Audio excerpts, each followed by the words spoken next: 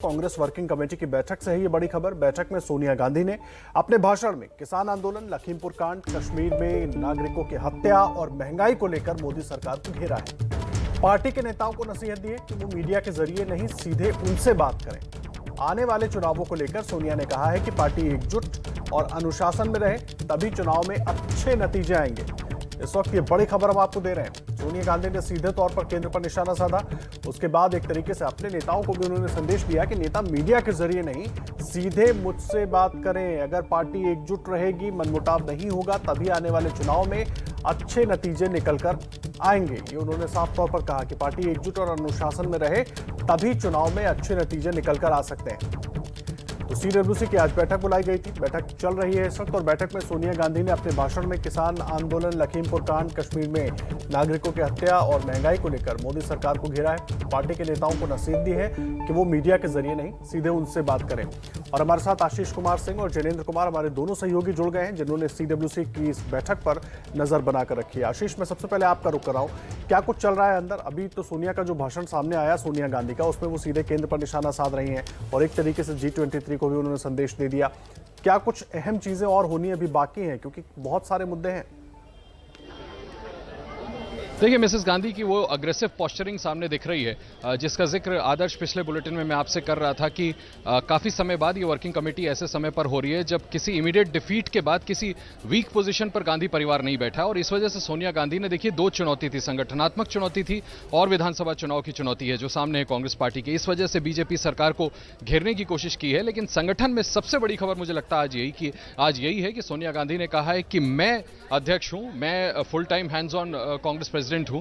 और क्योंकि विधानसभा चुनाव सामने है और संगठनात्मक चुनाव के सारी जो शेड्यूल है वो आज सामने रखा जा रहा है। क्यों ऐसा मिसेस गांधी ने कहा, जैनेन्द्र आपको बताएंगे। जैनेन्द्र, आपको क्यों लगता है कि मिसेस गांधी को आज ये कहने की जरूरत पड़ी कि मैं ही कांग्रेस के फुल टाइम प्रेसिडेंट हूं फिलहाल?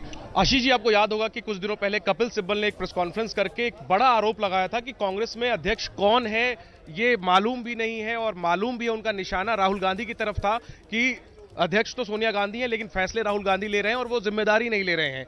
सोनिया गांधी ने आज की बैठक में बगैर कपिल सिब्बल का नाम लेते हुए सीधे सीधे उन्हीं पर निशाना साधा है और जो ग्रुप 23 है उस पर निशाना साधा है और साफ कर दिया है कि जब से उन्हें यानी जून 2019 में जब से उन्हें इंटरिम प्रेसिडेंट की जिम्मेदारी मिली है वो पूरी तरीके से सक्रिय हैं और स्थायी अध्यक्ष के तौर पर उन्होंने तमाम मुद्दों को उठाया है। विपक्षी दलों के साथ वो संपर्क में रही हैं, लगातार विपक्षी दलों की तरफ से स्टेटमेंट्स आए हैं। तो सोनिया गांधी ने साफ और कड़ा संदेश दिया है कि वो स्थायी अध्यक्ष कहीं इस बात की भी चिंता है कि विधानसभा चुनाव के दौरान फिर से किसी तरह के विघ्न ये G23 के लीडर्स ना क्रिएट करे, इसलिए शायद ये बोलने की जरूरत है, क्योंकि संगठनात्मक चुनाव की तरफ तो इशारा वो भी कर रही है। डेफिनेटली दो चीजें साफ कर दी गई हैं कि पूरा जो संगठनात्मक चुनाव का खाका है वो आपके सामने है, तैयार हो जाएगा। इससे पहले भी अध्यक्ष का चुनाव करवाने की तैयारी थी 30 जून तक, लेकिन कोरोना का दूसरी लहर आ गई और ऐसे में सोनिया गांधी ने साफ किया है कि अगर आपको बात करनी है तो मुझसे बात करिए। और हाँ, जो आगामी विधानसभा चुनाव है उसको लेकर सोनिया गांधी ने एक तरफ तो यह कहा कि हमारी तैयारी शुरू हो गई है, साथ ही यह नसीहत भी दी है कि संगठन में बदलाव हर कोई चाहता है लेकिन डिसिप्लिन और यूनिटी जरूरी है।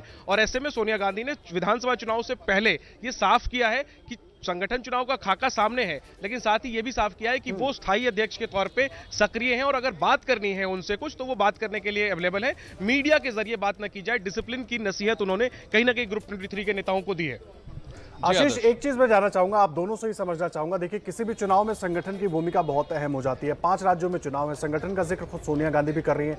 तो क्या संगठन में कुछ मूलभूत परिवर्तन देखने को मिल सकते हैं चुनाव के मद्देनजर, और बहुत जल्द वो भी? देखिए, निश्चित तौर पर चुनाव के मद्देनजर देखें, पंजाब में ऑर्गेनाइजेशनल चेंजेस होने हैं, कुछ स्टेट्स में ऑर्गेनाइजेशनल चेंजेस होने हैं। उत्तर प्रदेश में आप देखें, प्रियंका गांधी के इशारे पर उनके डिसीजन मेकिंग के बाद तमाम कमिटीज, पिछले 2 रोज में भी नई नई कमिटीज, इलेक्शन कैंपेन कमेटी और स्ट्रैटेजी कमेटी, ये सब बनाई जा रही है। निश्चित तौर पर विधानसभा चुनाव को देखते हुए आदर्श वो होगा, लेकिन केंद्र स्तर पर जो मुख्य मांग थी G23 लीडर्स की कि एक स्थायी अध्यक्ष हो, राहुल गांधी या जो भी तय होता है, ये सभी चीजों को लेकर के आज खाका रखा जाएगा और ये तय किया जाएगा। मुझे ऐसा लगता है कि 5 विधानसभा चुनाव के बाद ही हम वो ऑर्गेनाइजेशनल इलेक्शन देखेंगे। जैनेन्द्र, आपको लगता है कि 5 राज्यों के विधानसभा चुनाव के पहले ऑर्गेनाइजेशनल इलेक्शन होंगे या बाद में? देखिए आशीष जी, अब ऑर्गेनाइजेशनल इलेक्शन के लिए समय बहुत कम बचा है क्योंकि कांग्रेस अध्यक्ष का कार्यकाल 5 सालों का होता है। 17 में चुनाव हुआ, वो 22 तक का कार्यकाल है और सिर्फ 1 साल बचा हुआ है। तो ये एक एक्चुअली में एक दिलचस्प सवाल है कि क्या बचे हुए समय के लिए चुनाव करवाए जाएंगे या फुल फ्लेज 22 में जो चुनाव होने हैं मेंबरशिप 6 महीने वो प्रक्रिया चलती है। अभी इसका जवाब मिलना बाकी है, लेकिन जैसा कांग्रेस के सोर्सेज कह रहे हैं कि विधानसभा चुनाव नजदीक है, तो जो मौजूदा सेटअप है यानी सोनिया गांधी लीड करती रहेंगी और ऑर्गेनाइजेशनल इलेक्शन का अनाउंसमेंट हो जाएगा और वो संभवतः पूर्णकालिक अध्यक्ष के लिए होगा, जो कि 22 से 27 वाले कार्यकाल के लिए होगा। लेकिन अभी बैठक खत्म होने का हमें इंतजार करना चाहिए, लेकिन लगता नहीं है कि विधानसभा चुनाव से पहले कांग्रेस अध्यक्ष के चुनाव में पार्टी उलझेगी, क्योंकि पार्टी को फिर काफी कुछ रिसोर्स और लीडरशिप को जो है वो फोकस ऑर्गेनाइजेशनल इलेक्शन पर खर्च करना पड़ेगा, जो कि पार्टी हित में नहीं होगा विधानसभा चुनाव को देखते हुए। शुक्रिया जय हिंद। जी आदर्श। ठीक है, आप दोनों नजर बनाकर रखें। आशीष आप भी, जैनेंद्र आप भी, लगातार अपडेट आप दोनों से लेते रहेंगे। सीडब्ल्यूसी की अहम बैठक जारी है, क्या कुछ पूरी बात निकल कर आती है? हमारे दोनों सहयोगी लगातार डटे हुए हैं और आप तक जानकारी पहुंचाते रहेंगे।